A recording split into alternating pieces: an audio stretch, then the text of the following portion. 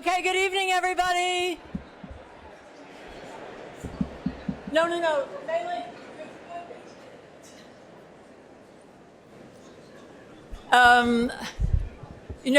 We typically have a good turnout at our talks and enthusiastic audiences, but tonight is something else. So welcome, everybody, and welcome to everybody in the overflow spaces, and thank you for your patience. If you're sitting there, it's a delight that tonight's event is so profoundly popular. Greetings, Happy New Year, and it gives me great pleasure, particularly to all the students who are back, to welcome you to frigidly cold New Haven. We do winter well, so I hope your break was restorative and warming. It also gives me really, really great pleasure to welcome Helen Brown Bechtel and Dr. Kwesi Daniels for tonight's conversation and presentation. It is our opening event of spring semester 2025, and tonight's talks are timed to coincide with the opening of our spring exhibition, the Tuskegee Chapel, Paul Rudolph and Fry Welch, an exhibition we are enormously proud of. Dr. Daniels is the head of the architecture department at Tuskegee University and a tenured associate professor there. This man has a lot of degrees. I'm just going to read them all off. He received his Bachelor of Architecture from Tuskegee, his Master of Architecture in Digital Media at the University of Illinois, Chicago, his Master of Science in Sustainability Management from Columbia University, and a PhD in Geography and Urban Studies from Temple University. Kwesi is widely published in a very interesting array of journals. I do research for these introductions. This is like magazines and books, etc. They range from the Professional Agricultural Workers Journal, I think I got that right? NOMA Magazine, the Society of Architectural Historians Journal, Architect Magazine, and of all that sort of stuff you buy at the airport, Veranda Magazine? I don't know, all right, whatever. And his first book is titled A Brief History of Twirlin', the When, the How, and the Who, which I look forward to reading. I ordered it. Okay. Some of Professor Daniels' civic work includes serving as an advisory board member for the University of Pennsylvania Center for the Preservation of Civil Rights Heritage Sites. He is a board member of the Rosenwald Park Campaign Advisory Council and a representative in the Alabama Black Heritage Council. He previously served as the Green Homes Coordinator for the New Jersey State Housing and Mortgage Finance Agency, which did a lot to build sustainable, publicly accessible housing in the state of New Jersey. In 2018, Professor Daniels started a historic preservation program at Tuskegee University in their Robert R. Taylor School of Architecture and Construction Science. The program trains architecture and construction science management students to handle the nuances of historic properties using technology like laser scanning, 3D printing, drones, virtual reality, and augmented reality. This preservation work has expanded the reach and the resources of Tuskegee University's support of African American communities throughout the South. Helen Brown Bechtel is an architect and independent curator who specializes in exhibitions that feature design in the built environment. Helen earned her BA in Urban Studies and Civil Engineering from Stanford University and her master's in architecture from Yale in 2010. She served as the curator for special projects at the Smithsonian Arts and Industries Museum, partnering with architect and artist Suchi Reddy, curator Isolde Bremeyer, and teams from the Amazon Web Services and Autodesk companies to establish 2 works of installation architecture for the 2022 exhibition called Futures. In 2017, as a guest curator at the Renwick Gallery, which is another branch of the Smithsonian American Art Museum, with a collection that focuses on American craft and decorative arts, she organized and curated an invited competition titled Above the Renwick to establish a new work of installation architecture in the museum's largest gallery space. She then established the jury that selected Parallax Gap by Frew and Buck, good work, as the winner and oversaw its 5-month run at the museum. Helen has served as an adjunct professor in the Design and Decorative Arts Department at the Corcoran School of Art at George Washington University and is on the editorial board of Cite, the Architecture and Design Review of Houston. She began her career in the curatorial department of architecture and design at SF MoMA, and before that as an architect for Beyer Blinder Bell in New York. So Helen and Kwesi collaborated on this exhibition, which features in turn the collaboration between architects Paul Rudolph, Louis Fry Sr., and John Welch in the design and construction of the Tuskegee Chapel, a landmark building completed in 1969 at the center of the historic Tuskegee campus. It is really wonderful for me to welcome Helen Bechtel back to Yale and to extend an enormously warm welcome to Dr. Kwesi Daniels on his first visit to Yale. We hope that this is the first of many more times that you will be back with us at the Yale School of Architecture. I'm going to hand the lectern over to whichever one. This is a double header tonight. You're getting 2 lectures to pay for the crowded, uncomfortable seating. So whichever of you is coming first, please come on up.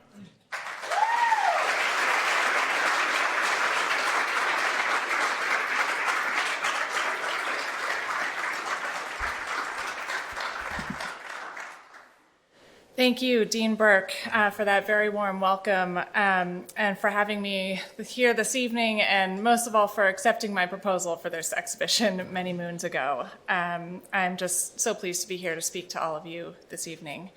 I want to quickly note some additional thanks before I get started, but I want to do so starting with a word that you're going to hear a lot from me this evening: collaboration. Thank you, Dean Burke, for already introducing that into our words tonight. This exhibition was only made possible through numerous generous collaborations, and in particular, I just want to name the curatorial work that went into this show, namely with Dr. Timothy Hyde and Carrie Norman from MIT, and with Professor Rod Fluker and Dr. Daniels from Tuskegee. The Tuskegee Chapel is a complex project that weaves together numerous cultural, social, and architectural stories. I felt a huge responsibility to therefore rely on numerous voices to tell those stories. So thank you very much for your partnership. Paul Rudolph. Paul Rudolph's work has had no shortage of examination, particularly here at Yale, and in the aftermath of the restoration and rededication of this famous building in which we sit tonight, Rudolph Hall. Some may ask, why Rudolph again? And why now? But here at Yale, we are in many ways a steward of Rudolph's legacy. And as this exhibition aims to communicate, there are still many aspects of his career that warrant additional exposure and investigation. And as for timing, hopefully you're all aware of the show Materialized Space, the Rudolph full career retrospective currently on view at the Met, curated by my good friend Abraham Thomas. It felt like there was a terrific opportunity to build on the momentum of renewed interest in Rudolph and structure an exhibition that would offer a deep dive on a single project and the untold stories behind it, a project that has gotten relatively little attention up here in New Haven and indeed in many other places. Tonight, I will offer first an overview of the Tuskegee Chapel and then an introduction to the exhibition, which foregrounds the partnership and collaboration between the chapel's design architect, Paul Rudolph, and Tuskegee-affiliated architects of record, Louis Fry Sr. and John Welch of Fry and Welch. I will then turn it over to Dr. Daniels to expand on the context of the Tuskegee campus as a space of architecture that holds a significant place in our nation's architectural history. When the world was introduced to the Tuskegee Chapel in 1969, it saw Rudolph's sensuous and muscular approach to modernism through the elegant and pristine eyes of legendary photographer Ezra Stoller. Crisp geometry, abundant space, careful treatment of natural light. Today, this exhibition offers us the opportunity to revisit the chapel, broaden our lens, and supplement this perspective with a careful look at 3 primary things.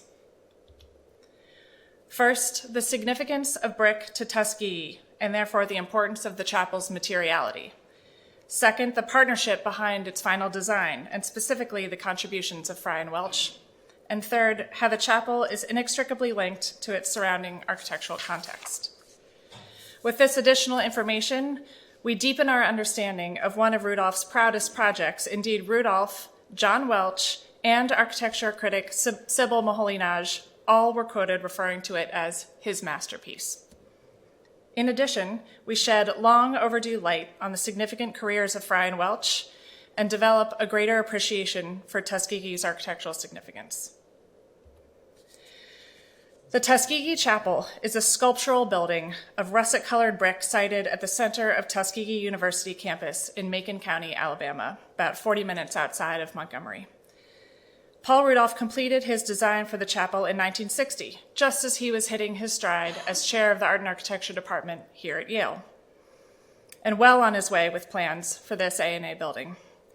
Tuskegee President Luther Foster had gone in search for an internationally famous architect to bring additional prestige to the university as he embarked on an ambitious phase of development. Presenting a pinwheel plan, sounds familiar, with no right angles, a parabolic roof, and a sloping floor for acoustics, the chapel was one of Rudolph's most expressive forms to date and one of the first to feature his bush-hammered concrete, the notorious material and texture we see and feel around us here in Hastings Hall. Once funds had been established to advance the project, however, in 1966, architects of record Fry and Welch made a significant change as they developed the construction drawings. They presented Rudolph's forms, but translated them from concrete to brick with tonal mortar. The material change was made in hopes of reducing projected construction costs and in effort to link the chapel to the historic brick vernacular of Tuskegee's surrounding campus. Rudolph not only approved this material change, but also recognized that it improved the design. It is through this brick translation that Fry and Welch elevated the building from an independent work of sculptural concrete into a chapel placed solidly on a long continuum of Tuskegee's symbolic relationship to masonry.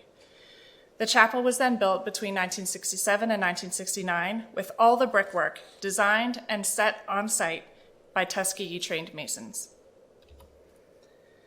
As we'll hear further from Dr. Daniels in just a minute, Tuskegee's relationship to brick as a material is directly related to its founding values of, quote, learning to do by doing. As a result, bricks at Tuskegee have long symbolized the university's pedagogy, permanence, and economic prowess. Tuskegee was founded in 1881 and flourished under its first president, Dr. Booker T. Washington, soon becoming a model for many historically Black colleges and universities. Robert R. Taylor, MIT's first African-American graduate and the country's first licensed Black architect, oversaw the architectural development of the campus, a collection of buildings so significant that they together have been named a landmarked National Historic Site. Tuskegee's original chapel, a grand masonry structure shown here, was designed by Robert Taylor and built by student labor in 1898. It was destroyed by fire in 1957. Though at the time the stated cause was an electrical fire, historians have increasingly speculated that it was racially motivated arson. It was onto this scarred site and into this rich architectural context that Rudolph and Fry and Welch's chapel was erected. So how to present a building like that in exhibition form? To study the Tuskegee Chapel without recognizing the contributions of Fry and Welch and without acknowledging the chapel's landmark surroundings is to conduct an incomplete analysis of the building. This audience at Yale is very familiar with Rudolph's work, with Rudolph's writings. Scholarship that offers a purely spatial analysis of the chapel already exists. This exhibition offered the opportunity to seek out and commission materials that would emphasize the project's often overlooked but equally important history of collaboration, contributions, and context. In the central gallery space, 2 work tables present documentation of the chapel from each of Rudolph and Fry and Welch's studios. The tables are positioned on either side of a section model of the chapel. One work table focuses on Rudolph's drawings and approach, the other on Fry and Welch's. You're invited to thumb through all the materials on the work tables. You can look through Rudolph's schematic design drawings from 1960 that show the building designed in concrete, model shots and sketches of the chapel, correspondence between Rudolph and Tuskegee representatives, and Architectural Forum's publication of his schematic designs provide additional insight into his approach to the project. Fry and Welch's table is organized in a similar fashion. using drawings and construction photos to illustrate the progression of the building's design and the skills required to translate Rudolph's irregular concrete forms into highly detailed brickwork. Correspondence and inspection reports reveal the communication style between the two offices and the responsibility Fry and Welch took to recruit and guide builders and engineers towards a successful realization of a complex work of masonry. Running perpendicular to the studio work tables is a series of models and sculptures. Placed in chronological order, these installations recast the chapel as just one building in a series of instances of Tuskegee brickwork. The first model is one of Robert Taylor's 19th century chapel. The next three pedestals feature the Rudolph and Fry and Welch chapel. The architectural section model in the center is flanked by full-scale replicas of two of Fry and Welch's brick details. These replicas, an obtuse angle corner and a slanting buttress or pier, illustrate two instances of detailing that Fry and Welch and Tuskegee trained masons worked out both in the studio and on site. Rudolph's irregular geometry called for creative cutting, shaping, laying of individual bricks, ultimately resulting in brick patterns and details that add rich texture and small-scale tectonics to shapes that in concrete may otherwise have felt monolithic. The final brick installation is a newly commissioned sculpture by Miles Sampson, who happens to be both a Tuskegee and MIT graduate. Miles' sculpture, titled Brick Parable, turns to the future of brickwork, using a robotic arm to dry stack bricks, creating a form inspired by the 1969 chapel. This work anticipates autonomous construction and suggests the next generation of masonry craftsmanship guided by Tuskegee minds and hands. With this succession of models, we see different types of expressions of Tuskegee's brickwork, emphasizing the rich past and ambitious future, bookending Rudolph and Fry and Welch's chapel. And with additional sound effects by someone's phone. With this side-by-side display of the work from both studios and chronological examples of Tuskegee's masonry, much about the depth and significance of the collaboration between Fry and Welch and Rudolph is illuminated. In architecture, as in many other fields, collaboration does not necessarily mean shared ownership of ideas. In this case, Rudolph and Fry and Welch both respectfully made space for each other's skill sets and singular contributions. Rudolph, form, fame, fresh perspective. Fry and Welch, tectonics, team, Tuskegee context. Yet these materials also prompt many questions. I had the incredible opportunity to conduct an interview with architect Major Holland, the last living member of the chapel's design team. As the project architect for Fry and Welch on site, Holland oversaw the building's construction and recruited Tuskegee masons and artists. In the interview, Holland offered anecdotes and descriptions about the nature of the working relationship between the two studios. In this clip here, he describes Fry and Welch's approach to the project and the office's close communication with Rudolph. Then we came up with the idea of changing from reinforced bush-hammered concrete to brick, which was aesthetically a big improvement. You can imagine a building that size and that kind of imposition being on a campus that's all brick, Right. much of which is with handmade brick at that time. The challenge was overcome. We just absolutely decided that the building had to be brick, and we make it as nearly coincident with the original intent of the uniform color, which concrete would have been. So in the process of changing it, we said, well, this building is basically designed as a structural diaphragm. There's no bracing in the building, no lateral bracing at all.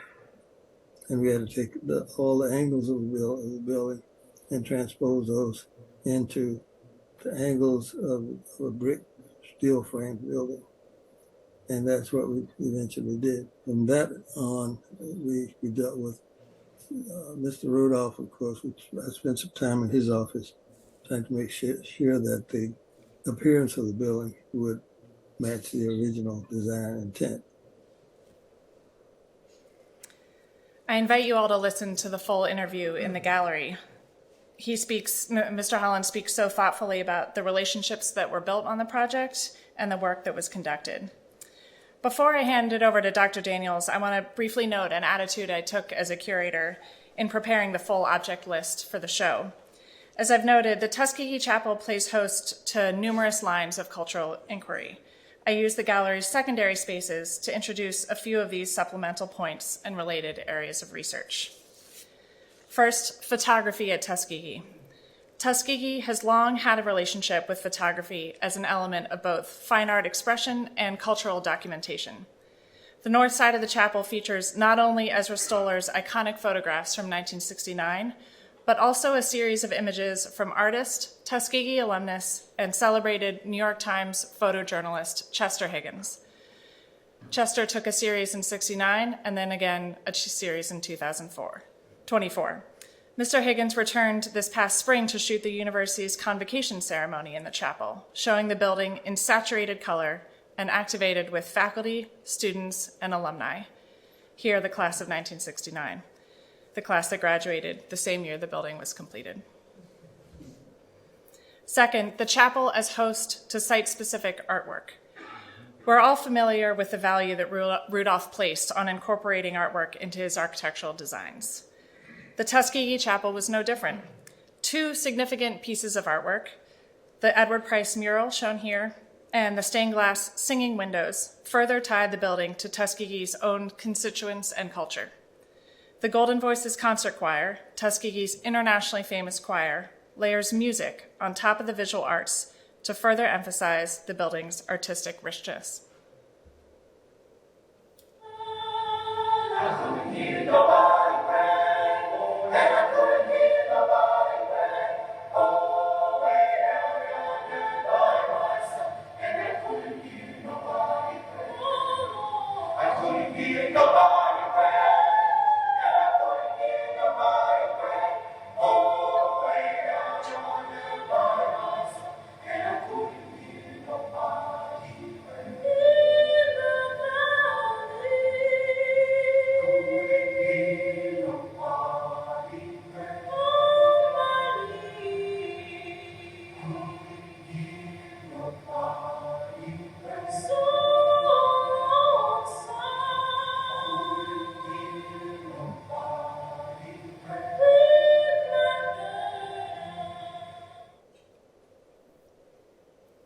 Hard to follow beautiful music, but bear with me.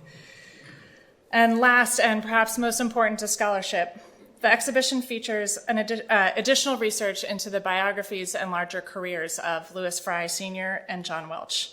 These prolific architects, educated at Tuskegee, Howard, and Harvard universities, are deeply linked to African American architectural history, and in particular, the development of numerous academic institutions, particularly HBCUs across the US. Both Louis Fry and Rudolph received their master's degrees from Harvard, and though they missed overlapping each other by mere months, they both studied under Gropius and Breuer. By 1965, Fry had built a successful career based in DC, serving on the faculty at Howard and running his own practice. Fry's direct involvement with Tuskegee had started in 1935, when he became chair of the university's newly formalized Department of Architecture, a role he would occupy until 1940 before returning to Washington. Colonel John Welch joined Louis Fry as managing partner in 1954 after a combined career of architectural practice and service in the Army. An Alabama native, Welch graduated from Tuskegee and went on to pursue architecture at Howard, returning to Tuskegee twice over his long career to assume faculty positions.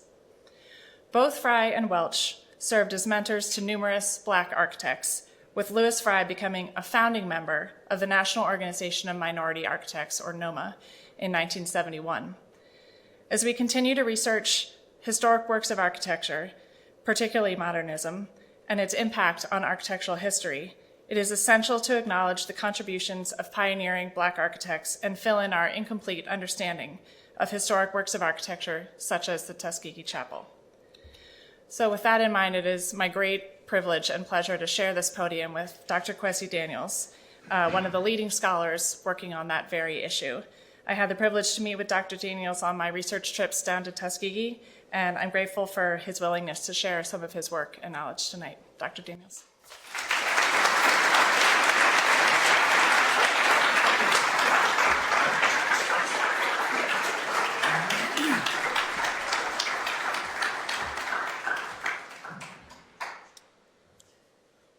And how's everybody doing today? First, I'd like to thank Helen for the opportunity to present this work in this fashion. As we all understand, when we look at architecture, the story is now not always complete. And when we're entrusted the opportunity to tell the story, it is really in the narrator's job, responsibility to make sure we tell that story properly. And so the fact that Helen came down and was so gracious to engage us in having this dialogue about how we continue to push architecture forward, I am so grateful. I would also like to thank Dean Burke, Yale alumni from the Department of Architecture, School of Architecture. Students, thank you all for this warm welcome on such a brisk Connecticut evening. And to our Tuskegee alumni, thank you for welcoming us and being here. As we call it, the good old Tuskegee spirit, when one comes, we all come.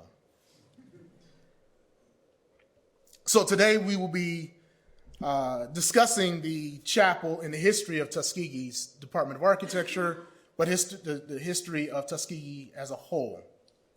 And before I begin, I would like to give acknowledgments to our 10th president, Mr. Mark A. Brown, because it's an honor to be here to represent our great institution, recognizing him as the first alumni president of our institution. And to our student body who are watching online, and all the rest of our alumni around the world. Now, although our two institutions are split across the country, I want you to understand this concept of collaboration did not begin with Fry and Welch and Paul Rudolph. It actually, I could say, began in 1901.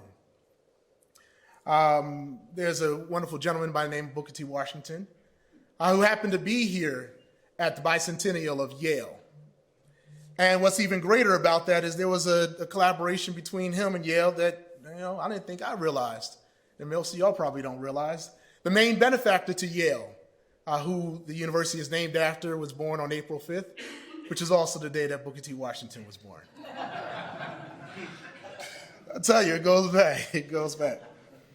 What I also want to acknowledge is that our fifth president, Dr. Payton, was a graduate of Yale University as well, in 1963. And so Tuskegee University holds a very special place in history, particularly because of the work of Dr. Booker T. Washington. And although he was not the founder of our institution, he was the founding principal. And to understand the significance of our current chapel, you must understand the legacy of our institution. They are inextricably linked. And they're linked both figuratively and literally by the image you see here, brick. We chose this image. They told me there's a pointer, you just have to use it, right? So I chose this image because of the fingerprints. When people visit our campus, we tell them that our campus, the DNA is literally embedded in the buildings. And that's because the fingerprints are actually there of those students who came before us, who literally paved the way and paid it forward.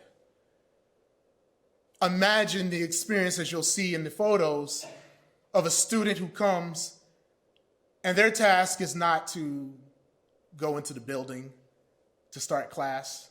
Their task is to take this shovel and to use that shovel to build the bricks that will be eventually used to make the buildings that they're in. As an alum of Tuskegee, it's always an honor to know that the spaces that I was in, someone actually had paid it forward for me And there's a great chance they never got an opportunity to even see that brick it used to make the buildings that we're in. And it's on that legacy that I'm honored to share this history. So it's very, very imperative that we recognize the legacies. We have Mr. John A. Welch, Mr. Louis Fry, and Mr. Edward Price. All three of them have relationships to Tuskegee. That collaboration with Paul Rudolph is a part of a long lineage, as Helen noted, of learning to do by doing. The way that Tuskegee was formed came about really in the DNA of the campus.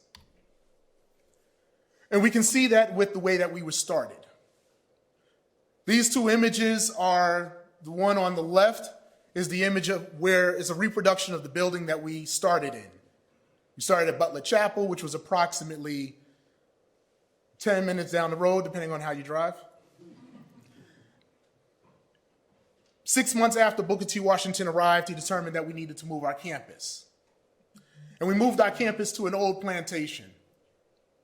And that plantation had 3 buildings on it, well, 4 if you consider the chicken shack. And this is where the campus got started. 3 to 4 dilapidated buildings. And that happened because of collaboration. Collaboration that started with Lewis Adams, who was a formerly enslaved gentleman in Macon County, Alabama, who had a knack for the trades. He had learned 4 languages during enslavement and 3 trades, and was teaching this to the community. The next man, George Campbell, was a former slave owner. They were able to find ways to see past those differences because there were 2 gentlemen that were running for office. They wanted to secure the black vote. And so they came to Lewis Adams because he was the deal broker for Macon County and said, "Can you get us the black vote?" He said, "I can." They said, "Well, we'll give you we'll give you a house." He said, "I'm okay, I don't need a house. But we'll give you a horse." He said, "Mine is all right." "Well, what do you want?" "A school." It is funny in this political season we talk about voting. That's a true power of the vote. A vote that was cast that assured over 100 years later an institution would continue to educate and push people. It was that initial engagement, that initial collaboration, that initial capacity to move across aisle, across races, and bring people together that brought Booker T. Washington, who became one of the biggest proponents of working across the aisle. Now, what's really important to understand about Dr. Washington is what the conditions were and what he was seeking to solve when he came to Tuskegee. As a man who was also enslaved, when he arrived at Tuskegee, he went throughout the countryside for the first month, gaining an understanding of what were the conditions of the men and women that were living there. Most were sharecroppers. And if you know anything about the sharecropping history or culture, it really was slavery by another name. And he said, "I have to find a way to provide a means of educating the people in this community such that they could get out of this condition. Because within the sharecropping culture, you don't receive cash, you receive credits. And those credits are not able to be shared outside of the confines of the plantation that you would have been on. And so you would have been forced to stay on that plantation. And so he realized that through the trades, he could create a condition for the people to have something to build community with. And one of the first trades was brick making. Now imagine, you saw the 2 images in the very beginning of where we got started. This is approximately a year after that we began the process of learning how to make bricks. Thus began the process of learning to do by doing. Now we have another educational philosophy called education of the head, the hand, and the heart. The head said we will go into the classroom, we'll learn the best methods to do this work. The hand said we will actually get busy and do the work. And the heart said we're going to put pride into it. And we're going to take that pride and uplift community as a result. And so there was no separation between the learning process of brick making and the educational process that would happen in the classroom. They were symbiotic. At one point in time, Tuskegee was producing over 2 million bricks a year and 1 million bricks in revenue. Tuskegee was the predominant brick industry for Macon County. So when we say brick was important, just a little bit.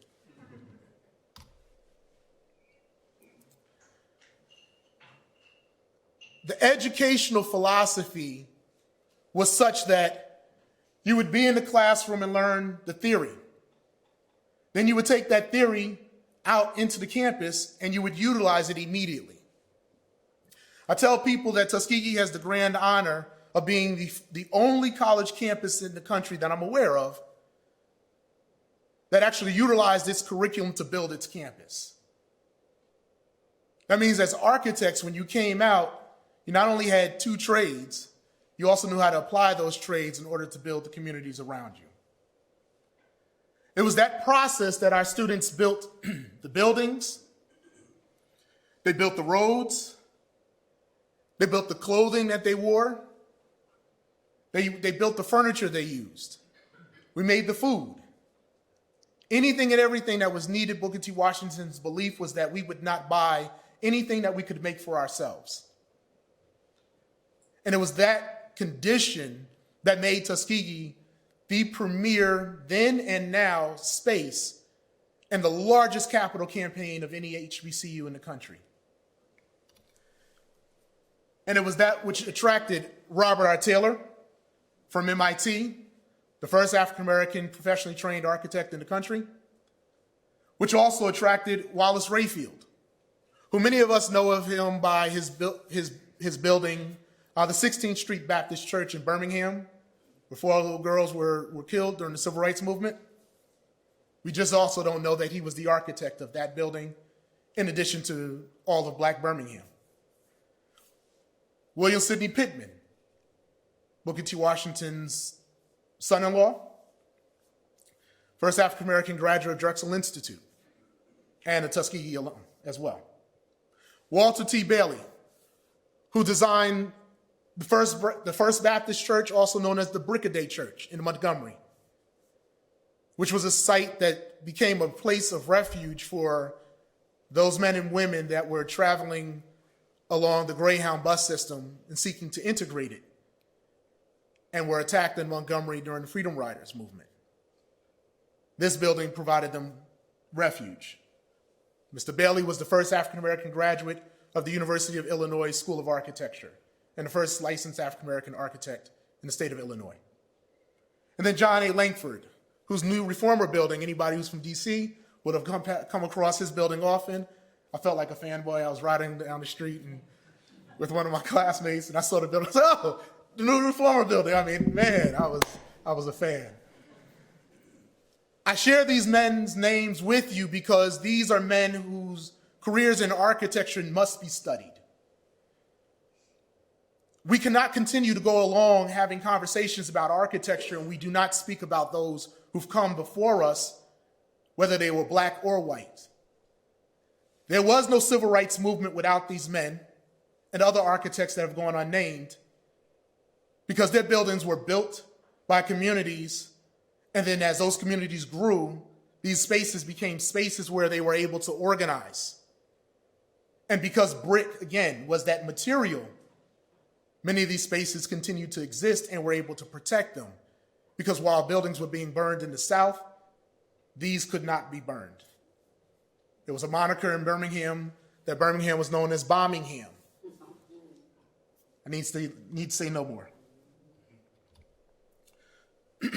So when we talk about the chapel, Robert R. Taylor's chapel, his masterpiece, it sat at the center of campus.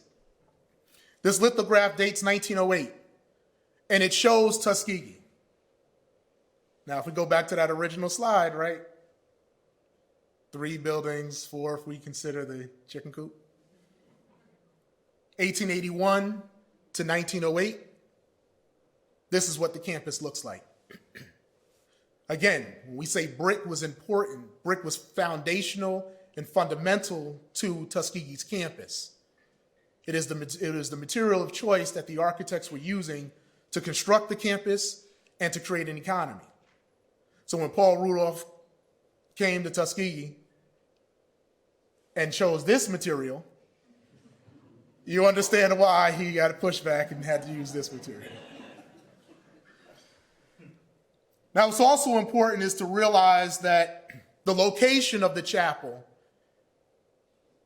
the current chapel, Rudolph's chapel, was being put in the same location where the Taylor Chapel was. And that was a place of power. Architecture came to Tuskegee not because it was a nice, cute thing that everybody wanted to do. It was brought to Tuskegee because it was a way to increase the efficiency of the work process that we were doing. Taylor was recruited to Tuskegee to help with the expansion of our campus west. And because at that time we were making everything, what would happen is you would take a widget from one location and take it to the other location. And it was very inefficient. And they said, if we bring plans, we can have some patterning and we can make that happen quickly. But as we decided to expand our campus, the location of the chapel became extremely important. This map shows that the Taylor Chapel established the axis upon which all of the buildings that were erected on our campus following it were organized about. And so that chapel, that axis, was extremely important. This portion right here, right there, is where the Booker T. Washington Monument is located. That is the most powerful spot on our campus. It is our figural spot. When you tell somebody you're going to come to Tuskegee, where to meet, that's where you go. And so that meant that not only was Rudolph following in the footsteps of Taylor and locating his building at the former location of the Taylor Chapel, it was also next to the gravesite of Booker T. Washington, which is approximately right about here. It is also at the monument of Dr. Washington. He was also following in the footsteps of the power of that space, because that chapel is where every major activity that happened on our campus occurred. So if there was commencement, it happened at the chapel. If someone was going to come and speak, like in this room, it happened at the chapel. So that was the central spiritual space for us. It was the central space for our campus. And that is the power that Rudolph came into and was able to accentuate through the collaboration with Fry and Welch. And so I'm honored to say that it is that relationship, it is that power, it is that history that our program continues to grow upon. And it's that history which is why we started our historic preservation program, to preserve masterpieces like our campus and the Taylor Chapel, to continue to impose on our student the responsibility of working with your hands, using your intelligence, and putting in your heart to the work that you do. This image here is one of our alums working on one of our buildings, restoring the windows, literally 100 years after the building had been erected. We also have the great privilege of having our students engage in spaces, since we're right in the heart and the cradle of the civil rights movement, with 1960s civil rights sites, documenting them and figuring out how do we build upon the legacy that was given to us so that that legacy can begin to be passed on to future generations. And it's with that has been an honor to share our history with you and to tell you about why, when Rudolph came to Tuskegee, that collaboration had to assure that he didn't go with this, but went with the brick. Thank you.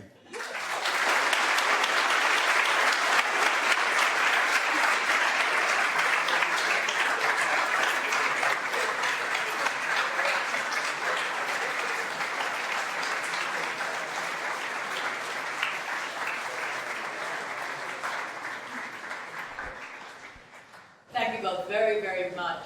We do have a little bit of time for questions that will require both of you to stand up there if you'd like to go back up, and we have our microphone hander-outers. If you have a question, please raise your hand.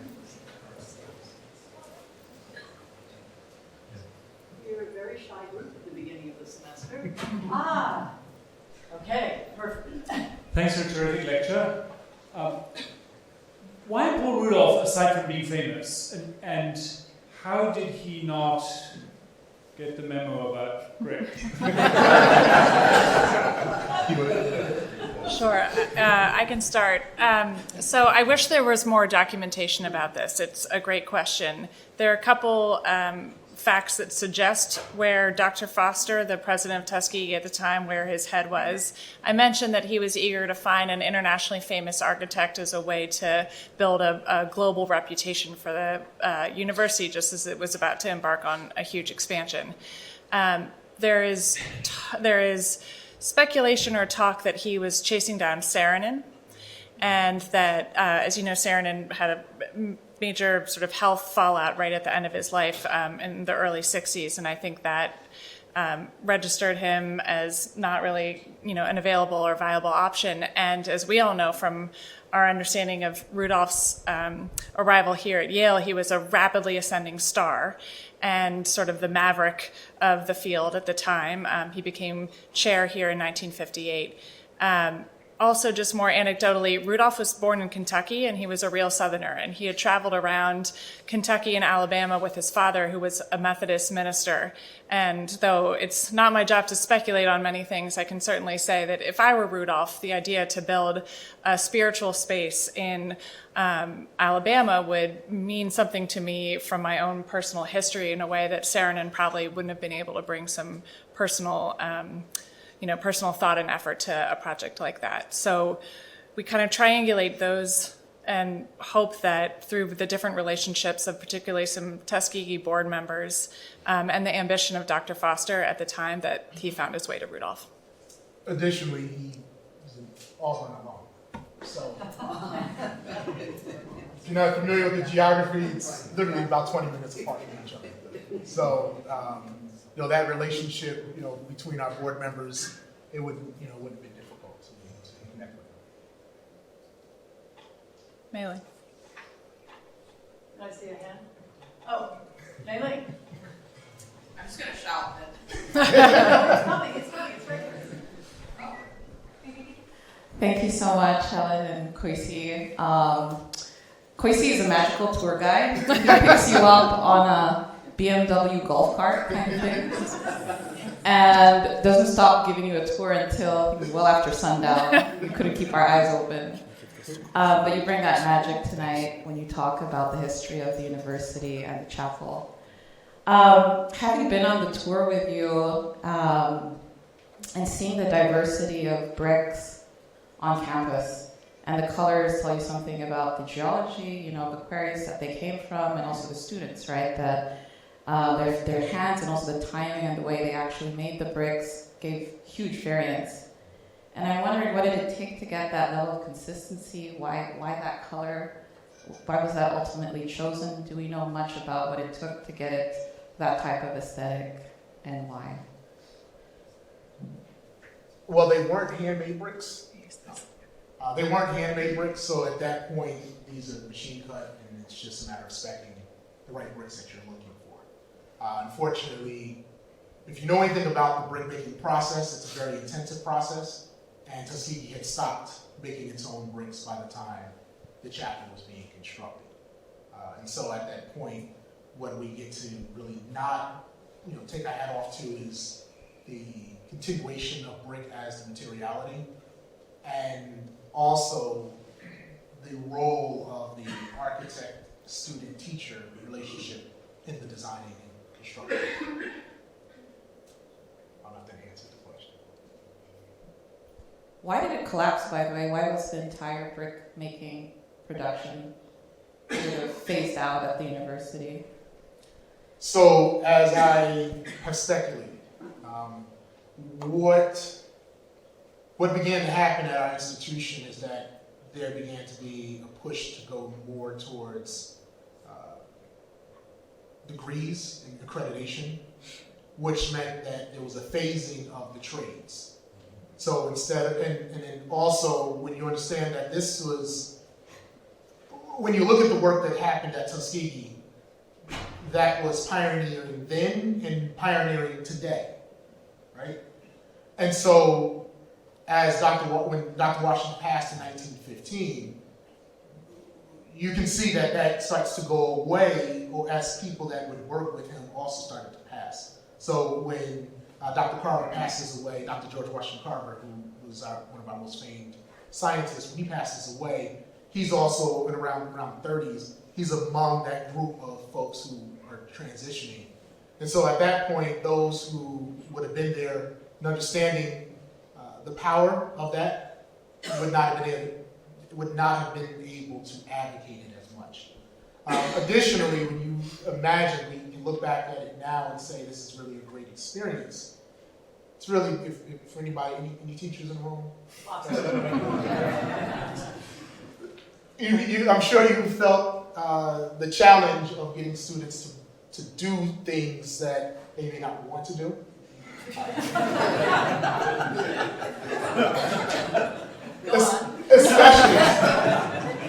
Especially when it demands such a significant amount of time, energy, and effort when there are other ways to go about it.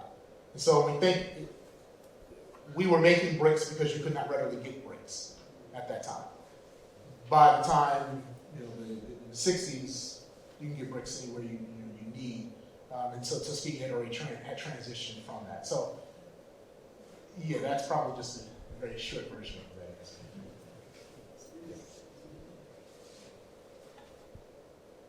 Any other questions?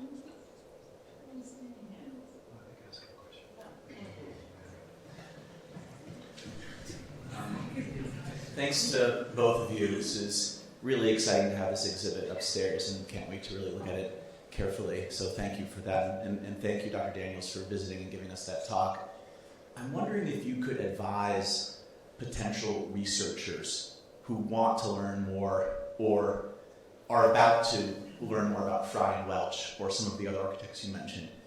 Do you have any, to both of you, wish list research questions? No, really, I mean, in terms of exploring something that hasn't been adequately explored. I take the point, and I think it's fascinating that many of them created the buildings that would later play such important roles in civil rights. That's fascinating. I'm wondering if there are other questions you think that are out there that we should be looking at more carefully. I have one question. Were they women in any time of the history? Women. Yes. So let me hit that one, and I'll come back to this one, because that's the fastest one to do. So, Tuskegee was started coeducational, and the history of Tuskegee is that we was really split among the trades. Women did women's trades or girls' trades, and guys did boys' trades. And that was because of, if we go back to the idea of sharecropping, as African Americans coming out of enslavement, there's an idea about what you're capable of doing. So if I'm a man, I'm not being hired to watch somebody's child. And if I'm a woman, I'm not being hired to build anybody's building with brick. And so because Washington was looking at saying, how do we position you to have an experience that is not sharecropping or the other evil, which was convict labor leasing?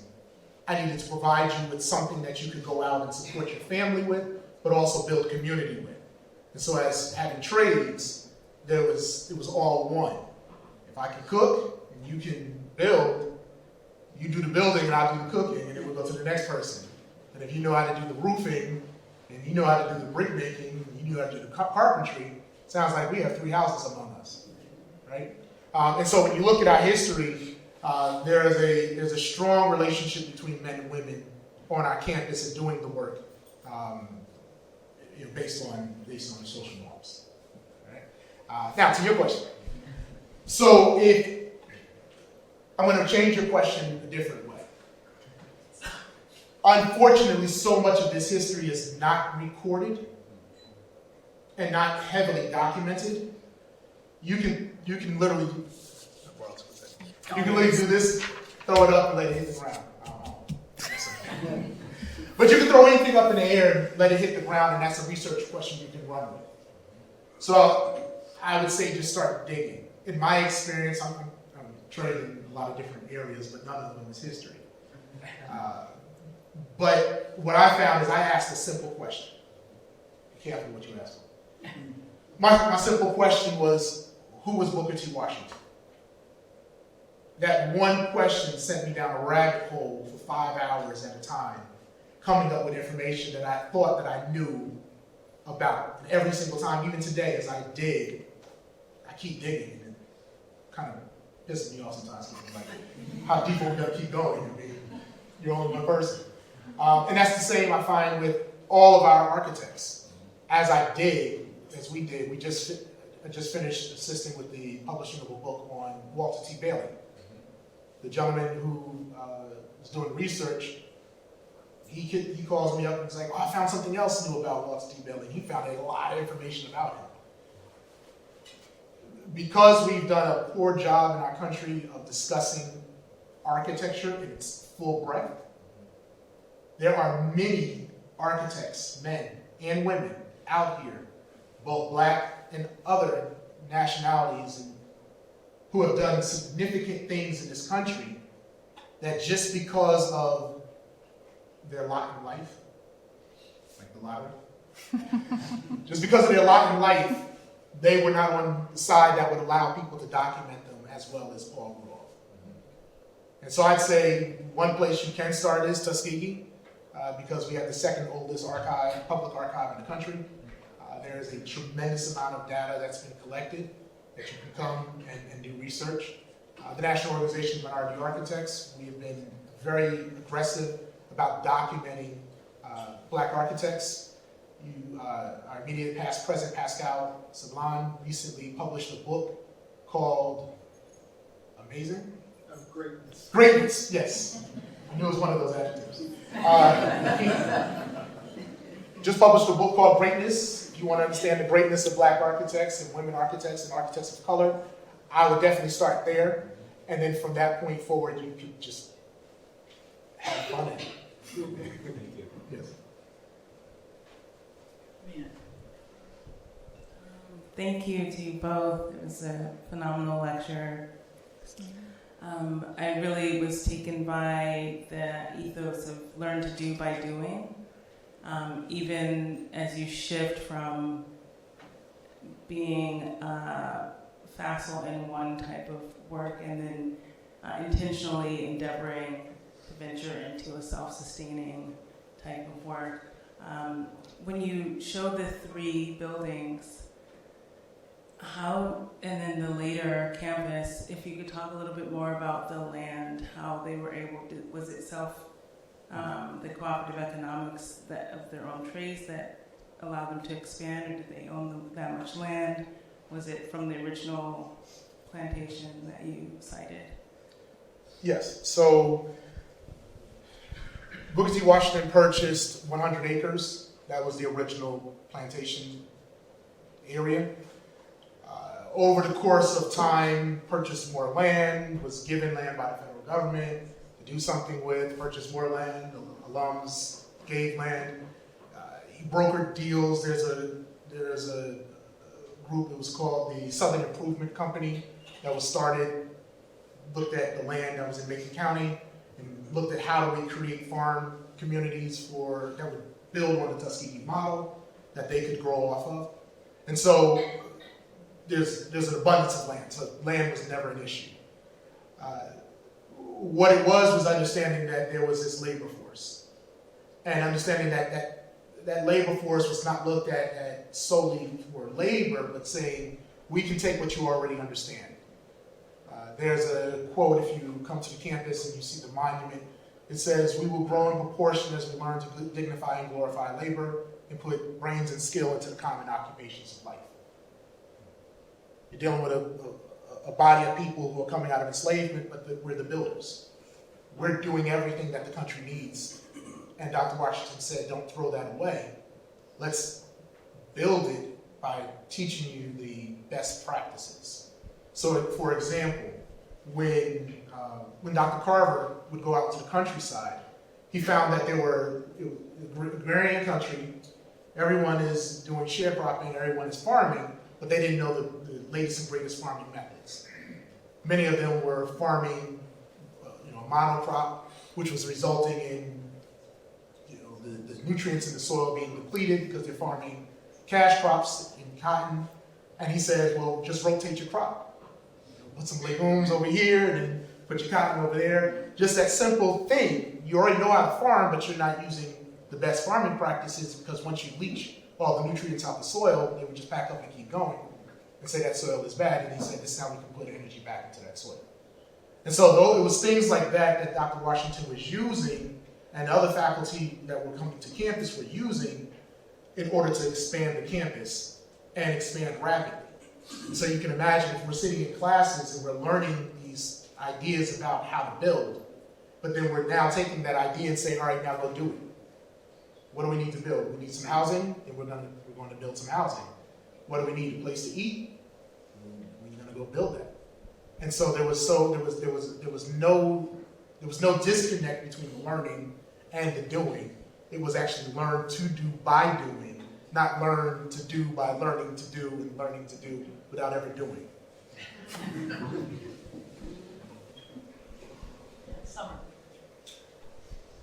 Hi, thank you again for the amazing presentation. It was great to see some of the images that you had up here because they relate to a lot of images that I've seen in my research on Indian industrial schools and the production of architects out of those institutions.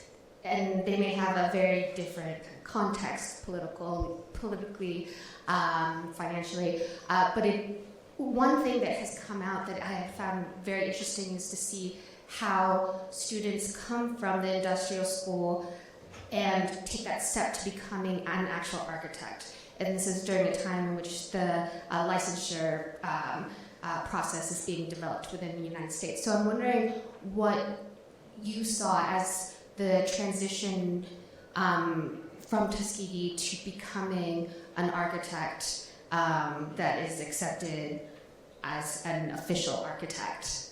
If there was some sort of a roundabout way in which they were able to legitimize their credentials to become an architect. This is also a time when correspondence schools are being developed, and at least with indigenous populations, they were able to participate in the schooling of drafting and architectural skills through the correspondence school as opposed to going to an architectural program. So I'm wondering if you saw a strange or an interesting transition to officially becoming an architect from the Tuskegee School. So I'll answer it this way, because even Taylor left Tuskegee at one point to become an official architect, right? Even though he's already designing and his buildings are being built. What I found with a lot of Tuskegee architects, what they did is they would be going to their communities and they'd be doing the work for the communities that they were in. You have to understand, licensure was not a thing in 1881. Robert R. Taylor arrives, 1893 when Taylor arrives. So 1893, he's the first black architect. I mean, the reality was there was no push for licensure. It didn't come about until the 1920s. And so what you have is those who are coming out of our programs, they're going back into their communities because we're talking about a segregated environment. I can't go into other spaces. I have a space to go to. And when you look at someone like Wallace Rayfield, He gets his training at Tuskegee, which is why Tuskegee was really significant in this conversation about architecture, is because you could graduate from the School of Architecture but not get hired to do architecture. And so Tuskegee was hiring architects to do architecture, and that's why you see so many architects come down there. They get that apprenticeship training, and they're able to take that out into the communities and do the work. So one way that Rayfield was able to legitimize himself was he muted his color. So he's doing drawings saying, hey, if you want to, I do institutional buildings, residential buildings, and educational buildings. Send me a postcard, and I will send you, give me a fee, and I will send you my plans. And so he's doing plans all over the country for buildings that they have no idea that he's a black architect, right? And those stories abound. I mean, there are black architects who are doing post offices, but no one knows that they're black doing these post offices. So I'd say the legitimizing is actually the muting of your race so that you can actually do the work. I mean, we have Paul Williams, who his legitimizing of himself is learning how to draw upside down. So he sits across the table from his client, so his client doesn't feel uncomfortable sitting next to a black man as he draws, right? So that legitimizing happened then. I mean, it still happens today. It just happens in different ways. But for those Tuskegee architects, as they were in their communities, I'm doing the designs for our church. So if I go to church and I do the design for the church, the rest of the parishioners say, hey, that's a great design. Can you design me a house? Sure, you can design a house. Can you design me another house? And so when you look at Wallace Rayfield, when I say he designed all of Black Birmingham, that's not like conjecture. It's like he designed everybody's stuff. Lots of buildings, lots of houses. The work that we're getting are also through like, secret societies. So you have like the Masonic Order, they're doing lodges for them. I mean, there's a whole culture that existed during segregation that made it possible to support the architect in doing its work at the level of the community it was part of. I want to thank both Kwesi and Helen for an extraordinary talk, and thank you.